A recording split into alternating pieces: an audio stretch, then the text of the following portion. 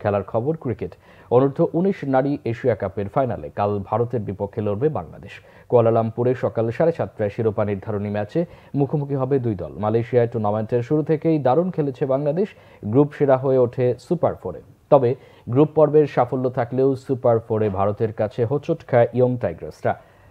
Super ফোরের শেষ ম্যাচে নেপালকে 9 উইকেটের বড় ব্যবধানে উড়িয়ে প্রথমবার ফাইনালের টিকিট নিশ্চিত করে সুমাইয়া আক্তার স্বর্ণার দল। ফাইনালে ওঠার পথে শ্রীলঙ্কাকে হারায় ভারত। এসিসির নিয়ম অনুযায়ী গ্রুপ পর্ব এবং সুপার ফোরের পয়েন্ট মিলিয়ে টেবিলের শীর্ষ দুই দল খেলবে ফাইনালে। 4 ম্যাচ শেষে ভারতের পয়েন্ট 7, বাংলাদেশের পয়েন্ট 6।